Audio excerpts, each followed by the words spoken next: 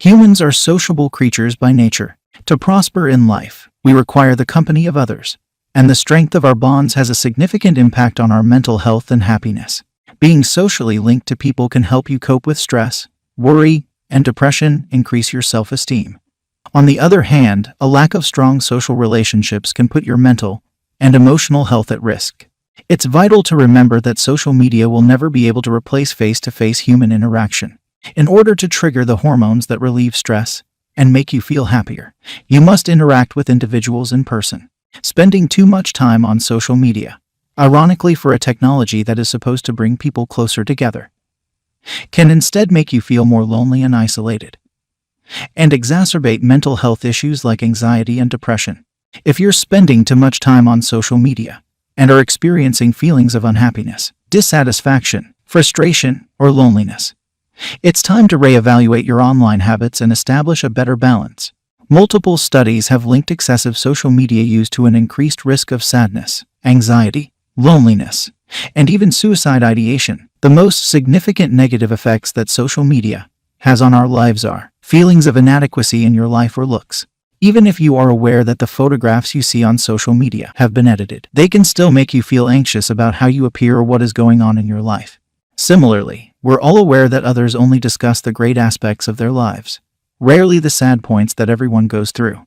That doesn't make you feel any less envious or dissatisfied when you go through a friend's retouched images of their sunny beach vacation or hear about their wonderful new job promotion. Social media addiction is not listed in the most recent diagnostic handbook for mental health problems. However, because social media evolves faster than academics can keep up, if there is such a thing as social media addiction, it is a sort of internet addiction. Excessive use of social media has been related to interpersonal issues, poor academic performance, and a decrease in participation in offline communities, and discovered that people who are dependent on alcohol, those who are highly outgoing, and those who use social media to substitute for less real-life links are more vulnerable to social media addiction. Self-esteem. Women's magazines have long been blamed for instilling low self-esteem in young women through their use of underweight and photoshopped models. But thanks to its filters, lighting, and creative angles, social media is becoming the major preoccupation of several campaigning groups and charities. According to a survey of 1,500 people, social media sites make more than half of users feel insecure, and half of 18 to 34-year-olds believe it makes them feel unattractive. Fear of missing out. Sites like Facebook and Instagram seem to amplify emotions that others are having more fun or living better lives than you. The feeling that you're missing out on something can lower your self-esteem and encourage you to use social media even more. FOMO might drive you to check your phone every few minutes for updates, or to reply compulsively to each and every alert, even if it means risking your life while driving, losing out on sleep at night, or putting social media involvement above real-world connections. We appear to be less joyful the more we use social media.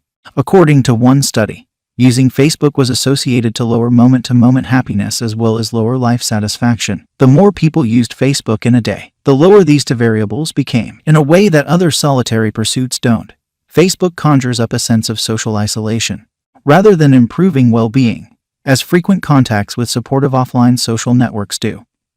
The new findings show that connecting with Facebook can have the opposite effect for young adults. It can actually detract from it. Self-absorption, posting endless selfies and sharing all of your innermost thoughts on social media can lead to unhealthy self-centeredness. The frequent alerts and notifications impacting your attention and focus, interrupting your sleep, and making you a slave to your phone are all side effects of this round-the-clock hyperconnectivity. The purpose of social media sites is to capture your interest, keep you online, and keep you checking your screen for updates.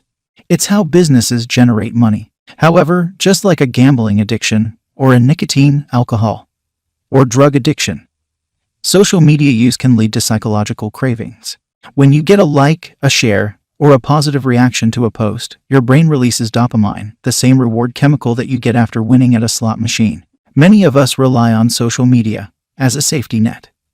We turn to our phones and log on to social media if we're in a social scenario and feel scared, awkward, or lonely. Of course, using social media deprives you of the face-to-face conversation that might help you relax.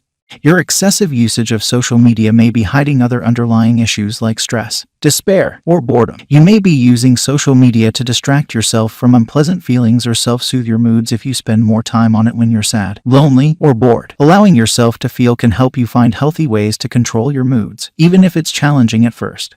Everyone is different, and there is no single amount of time spent on social media. The regularity with which you check for updates, or the number of posts you make that suggests your usage is problematic. Rather, it's about how much time you spend on social media affects your mood and other elements of your life, as well as your motivations for using it. If you're only using social media because you're bored or lonely, or because you want to make people jealous or irritated, it's time to rethink your social media habits. We keep coming back to social media, even though it doesn't make us feel good, which is part of the unhealthy cycle. This is most likely due to something known as a forecasting error.